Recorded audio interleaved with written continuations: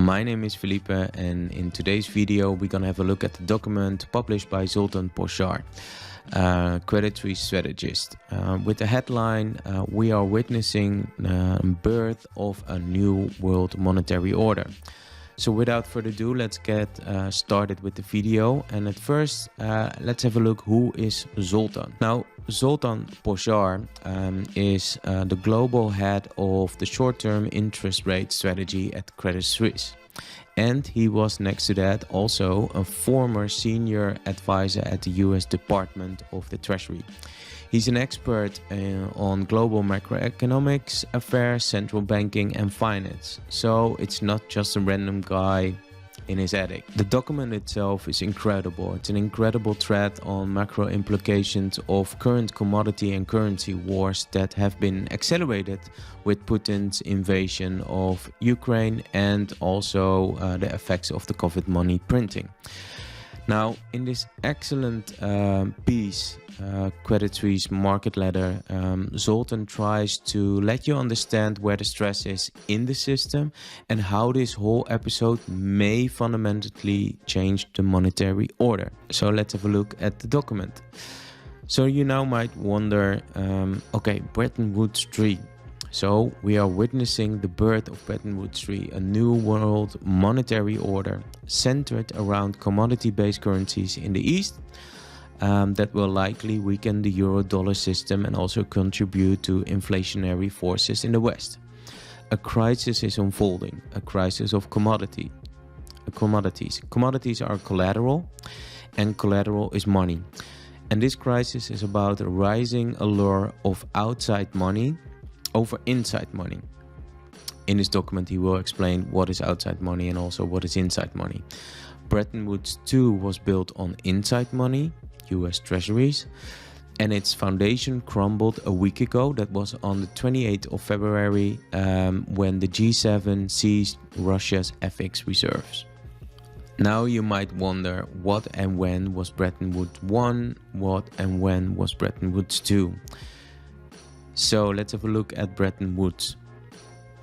So Bretton Woods I was created on July the 1st, 1944, as the battles of the Second World War raged in Europe and also the Pacific. Delegates from 44 nations met at the secluded Mount Washington Hotel in Bretton Woods, New Hampshire, to participate in what became known as the Bretton Woods Conference. Their purpose was to agree on a system of economic order and international cooperation that would help countries recover from the devastation of the war and foster long-term global growth. But US political and economic dominance necessitated the dollar being at the center of the system. And after the chaos of the interwar period, there was a desire for stability with fixed exchange rates seen as an essential for trade, but also for more flexibility than the traditional gold standard had provided up till that moment. So you could see that the Bretton Woods system was drawn up and fixed the dollar to gold at the existing parity of $35 per ounce, while other currencies had fixed but adjustable exchange rates to the dollar. At its conclusion, the conference attendees produced articles of agreement for the International Bank for Reconstruction and Development and the International Monetary Fund. Now, if you want to learn more about the BIS, so the Bank of International Settlement, IMF and the World Bank, I would highly recommend to watch the following podcast from the Investors Podcast from Preston Pish, together with Sam Callahan, where he's explaining the history and the meaning and the function of these institutions, which is basically created at that moment during Bretton Woods I. Now, when was Bretton Woods II? Bretton Woods II was from August 9, 1997 till February 28, 2022. As Zoltan also mentioned here, is that Bretton Woods II was built on inside money, and its foundation crumbled a week ago when the G7 seized Russia's FX reserves. Now, before I start, in the document and in this video, you might hear some financial terms. So, for example, FRA OIS spreads or US LIBOR, dollar LIBOR. If you want to learn more about LIBOR, OIS, please have a look at Investopedia. I will put the link in the description down below. And next to that, I will put in the description also the next link, why it matters that the FRA IOS spread is widening. This is an article from 2020, March 2020, but it demonstrates what the concerns is, how bad it is, and what FRA is and what FRA is and what OIS is, and well, what does the FRA OIS spread basically means. I'll put the link in the description. Let's go back to the document. So Zoltan mentioned that there are two convictions. The FRA OIS spread can widen more to at least 50 basis points, and the shipping freight rates, yes, freight rates, with at the current juncture are linked to the geo monetary dynamics. And basically what he says is that freight rates at the price of balance sheet for commodity relative value traders, the commodity trading house, and for sovereigns that can take the risk of moving and storing subprime. Remember the word subprime, sanctioned commodities. Well, in the document, and I will put the document, a link to the document in the description as well. He's explaining all these theses, but the most important part is on the first page is who drives the bid for cash. For example, whose bid is driving them funding premier in this environment where lenders are less willing to lend cash for longer tenors. The commodity world for three reasons. First, non-Russian commodities are more expensive due to the sanction-driven supply shock that basically took the Russian commodities offline. And second, if you are long non-Russian commodities and short the related futures, you're likely having margin calls that need to be funded. So, what we are seeing at the 50-year anniversary of the 1973 OPEC supply shock is something similar but substantially worse. And if you don't know what the 1973 OPEC supply shock is, please have a look in Google, go back, read into it, and come back to the document or to the video. The 2022 Russia supply shock, which isn't driven by the supplier but the consumer. Now, third, if you are short Russian commodities and long the related futures, then you're likely having margin calls too that also needed to be funded like above. So basically what he's saying is that, is there enough collateral for margin? Is there enough credit for margin? So you have a margin call on the upside and margin call on the downside. What happens to commodity futures exchanges if players fail? Are CCPs bulletproof? Now I hear you ask, what in the hell are CCPs? Is the Central Counterparty Clearinghouse CCP. So the key takeaways is that a Central Counterparty Clearinghouse CCP is an organization usually operated by a major bank that exists in European countries to help facilitate derivatives and equities trading.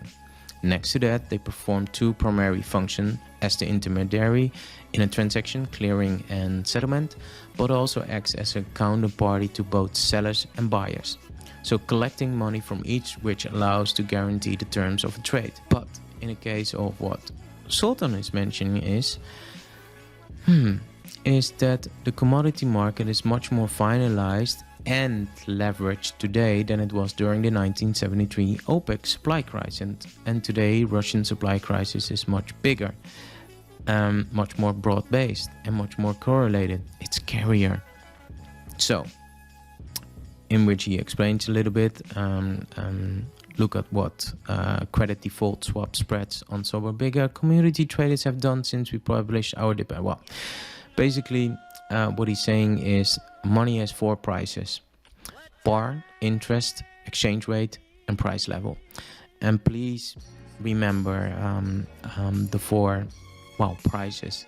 Par, which is the price of different types of money, and which means that cash, deposits, and money fund shares should always be one-on-one. Interest, which is the price of future money, and which refers to OIS, which you just have learned, and spreads around OIS across all possible money market segments. Exchange rate, the price of foreign money, for example US dollar versus the euro. And price level, which is the price of commodity, all of the Russian, non-Russian stuff, and via commodities, the price of everything else. He mentioned that dispatch about the parallels between the currently unfolding crisis and the crisis of the past, 1997, 1998, the Asia crisis, 2008, the housing market crisis, 2020, COVID-19 crisis. Well, he basically concludes that every crisis occurs at the intersection of funding and collateral markets, and that in the presently unfolding crisis, commodities are collateral. And more precisely, Russian commodities are like subprime collateral and all other stuff is prime. Now I hear you say, what in the earth is subprime collateral? Well, let my good friend Margaret explain you that. So the banks started filling these bonds with riskier and riskier mortgages. Thank you, Banjo. That way, they can keep that profit machine churning, right? By the way, these risky mortgages are called subprime. So whenever you hear subprime, think shit. Our friend Michael Burry found out that these mortgage bonds that were supposedly 65% AAA were actually just mostly full of shit. So now he's going to short the bonds, which means to bet against. Got it? Good. Now fuck off. So now back to the four prices of money and how they link up with these themes. So par, this is what broke in 2008 when money funds broke the buck and funding markets froze from fearing subprime mortgage collateral. Interest, this is what broke in 2020 when bond relative value traded crashed as the drawn down of credit lines pulled funding away from good collateral. And exchange rate, this is what broke in 1997 when collateral went missing and the US dollar funding stage at the southern stop in Asia. And price level, this is what we experience right now. This is what is in play as we speak. Now, he mentioned, Zoltan, if you see the pattern I see, you should be concerned. Commodities used to trade at tight spreads until now. So he makes a comparison. Mortgages were like that too before 2008. So 2006, 2008, 2007. Public or private, prime or subprime, they all traded at par until they didn't. He basically mentioned that Russian commodities today are like subprime CDOs were in 2008. Now I hear you say, what in the hell are CDOs and subprime CDOs? Ryan Gosling in the movie Big Short will explain it to you. Nobody knows what's in the bonds. I've seen some that are 65% AAA rated, that I know for a fact are filled with 95% subprime shit with FICOs below 550. Get the fuck out of here. You want me to really blow your mind? When the market deems a bond too risky to buy, what do you think we do with it? Take a guess. I don't know, you tell me. All right. You think we just warehouse it on the books? No. We just repackage it with a bunch of other shit that didn't sell and put it into a CDO. A CDO? Yes, a CDO. What is that? This is where we take a bunch of Bs, double Bs, and triple Bs that haven't sold, and we put them in a pile. And when the pile gets large enough, the whole thing is suddenly considered diversified. And then the whores at the rating agency give it a 92, 93% AAA rating. No questions asked. Say that again. A collateralized debt obligation. It's important to understand because it's what allowed a housing crisis to become a nationwide economic disaster. Here's world-famous chef Anthony Bourdain to explain. Okay, I'm a chef on a Sunday afternoon, setting the menu at a big restaurant. I ordered my fish on Friday, which is the mortgage bond that Michael Burry shorted. But some of the fresh fish doesn't sell. I don't know why. Maybe it just came out halibut has the intelligence of a dolphin. So what am I going to do? Throw all this unsold fish, which is the triple B level of the bond, in the garbage and take the loss? No way. Being the crafty and morally onerous chef that I am, whatever crappy levels of the bond I don't sell, I throw into a seafood stew. See, it's not old fish. It's a whole new thing. And the best part is they're eating 3-day-old halibut. That is a CDO. Well, I just need to know how these could possibly be collated. So somehow you're like the Dora the Explorer, and you're the first person who has found this thing. Hold on. So mortgage bonds are dog shit. CDOs are dog shit wrapped in cat shit. Yeah, that's right. Okay. So that's a CDO. So what Zoltan is mentioning in his document that conversely, non-Russian commodities are like US Treasury securities were back in 2008. One collapsing in price, the other one is surging in price, with margin calls on both, regardless of which side you are. The commodity basis is soaring, which we have seen a couple of days ago, 2 days ago, I think, where the nickel price was at 100k a ton. And the LSE, London Stock Exchange, basically halted trading and even clearing trades, which is a blasphemy. Back to the document. So from the 1997, 2008 to 2020 crisis, we also learned that, well, and he explains a little bit more on this, someone somehow must always provide a backstop. And if we are right, and if this is a crisis of commodities, a 2008 of shorts, well, thematically, if not in terms of size or severity, who will provide a backstop? We see but only one entity, the PBOC, the People's Bank of China. Well, in the document he explains a lot why he thinks the People's Bank of China. Basically, it comes down that the People's Bank of China can do that and has two options, geostrategic and geo-financial options. But have a look in the document. But the most important part is that in this instance, price instability, surging and collapsing commodity prices, feeds financial instability.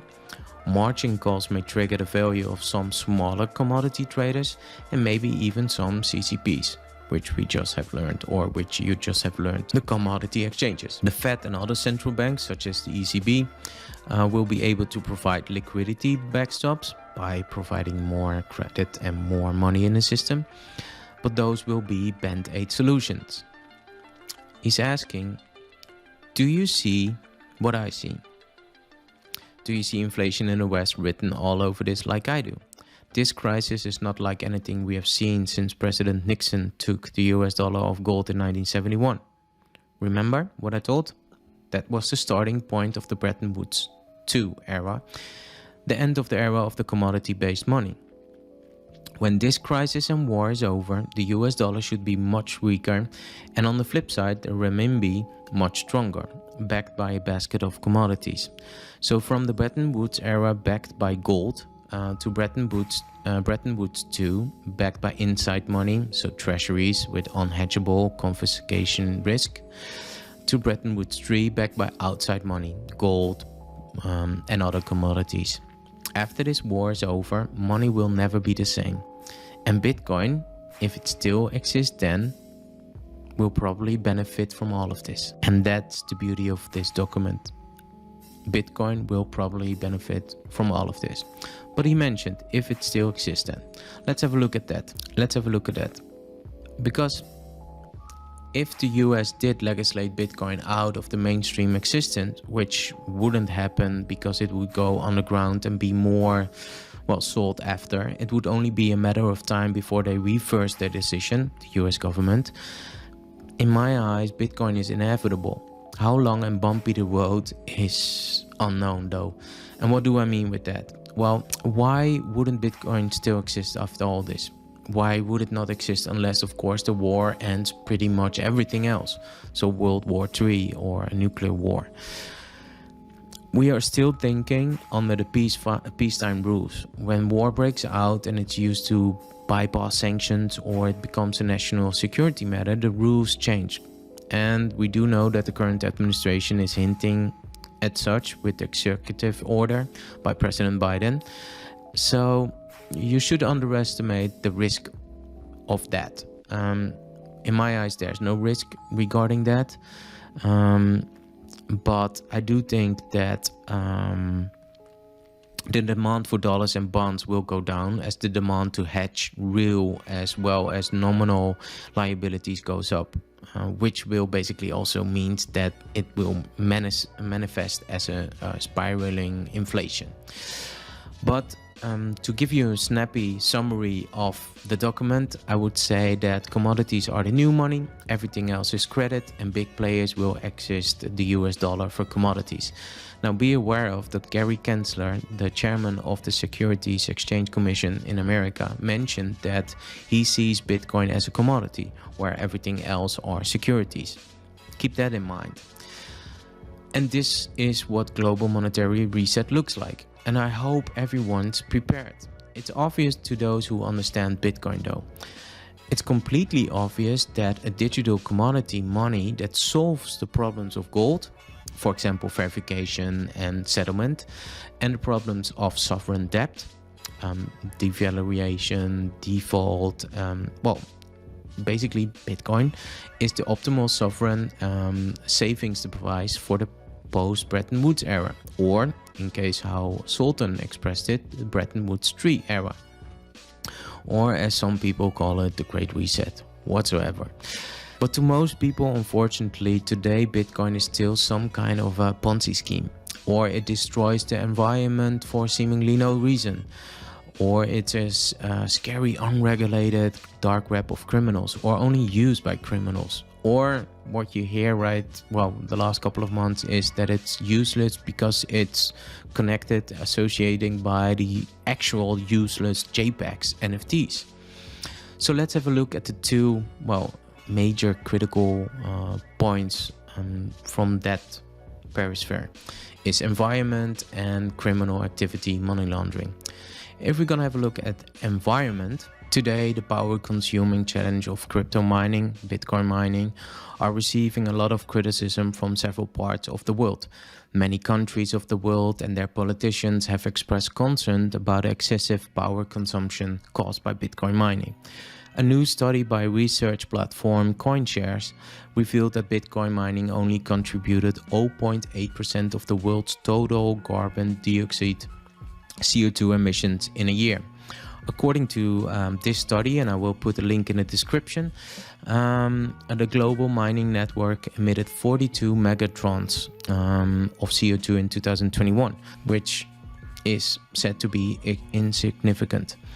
To explain it in a more comparative way is that large industrialized countries such as the United States and China emitted roughly 5,830 megatrons, or and in case of China it was roughly 11,500 megatrons, and this was back then in 2016. But you know what, let's compare it with the emissions to money printing and the gold industry. So the physical fiat currency, which is estimated to be around 8 megatrons per year, and the gold industry generates between 100 and 150 megatrons of CO2 emissions annually. Next to that, we saw that the trend with dramatic improvements to Bitcoin mining energy efficiency and sustainability due to the advances in semiconductor technology, the rapid expansion of North American mining, the China exodus, so miners went out of China because of the banning in China, and worldwide rotation towards sustainable energy. For example, the volcano mining in El Salvador. But also other geothermal type of mining all around the world. And of course also the modern mining techniques. If you want to learn more on this topic, I highly recommend two channels platforms. One is Can Bitcoin Mining Save the Environment with Troy Cross, the What Bitcoin Did podcast. I highly recommend each and everyone to listen to this podcast. Be aware of that the first 25 minutes it's about Troy Cross, how he got into into Bitcoin. It starts a little bit slow, but after 25 minutes it's mind-blowing. But if you want to read more on the topic Bitcoin mining energy, for example, I highly recommend to listen and to read some documents provided and created by Nick Carter, one of the bright minds in the Bitcoin space. I will put a link in the description as well from both platforms. In this Bitcoin energy consumption, you can see a lot of articles, but also talks and appearances and videos. I highly recommend to have a look at that one as well. Let's have a look at criminals, so money laundering with Bitcoin and cryptocurrencies. So this is a report of the 2022 crypto crime report by Chain Analyze, in which they stated that overall cyber criminals have laundered over 33 billion worth of cryptocurrencies since 2017, with most of the total over time moving to centralized exchanges. For comparison, the UN Office of Drugs and Crime estimates that between 800 billion and 2 trillion of fiat currency is laundered each year. So let's have a look at it, how they present it over here, money laundering. As you can see here, this is the total cryptocurrency value laundered by year, so from 2017 to 2021. And as I just mentioned, is that that for comparison, that the UN Office Drugs and Crime estimates that between 800 billion and 2 trillion of fiat currency is laundered each year. That is as much as 5% of global GDP. Current global GDP is roughly at 94 trillion. So for comparison, money laundering accounted for just 0.05% of all cryptocurrency transaction volume in 2021. So though they do cite those numbers not to try and minimize cryptocurrency's crime-related issues, but rather to point out that money laundering is a plague on virtually all forms of economic value transfers. Fiat currency, whatever you're gonna put on the table, people will use that kind of method in order to do money laundering and crime activity. And to help law enforcement and compliance professionals be aware of just how much money laundering activity could theoretically move to cryptocurrencies as adoption of the technology increases, which is quite obvious though. But the biggest difference between fiat and cryptocurrencies-based money laundering is that due to the inherent transparency of blockchain, we can more easily trace how criminals move cryptocurrencies between wallets and services in their efforts to confirm their funds into cash. So what do they mean with that is that criminals should not use technology that permanently records the details of basically every transaction on an immutable ledger that is open to inspection by every law enforcement agency in the world. Now, if you think, what are you talking about, Felipe? I have no clue about what is happening, the new monetary order, changing world order, and what can we expect, and more importantly, what can we learn from the past? No worry, I got your back. Please watch the 45-minute YouTube video, link in the description, or tap the link in the right corner by Ray Dalio. It's incredible how Ray Dalio can simplify quite complex concepts and explain, 500 years of history in 45 minutes. I've read his book, The Changing World Order. It's mind-blowing, and basically it put me in that position that I got more conviction and thesis around Bitcoin. So let me know what you think of the thesis of Zoltan, also a little bit my opinion in this video. If you like this video, please give it a thumbs up. If you think this video is worth sharing, please do so. By doing that, you are supporting this channel. And I wish you a beautiful day, and I see you next time at Crypto Friday. Ciao.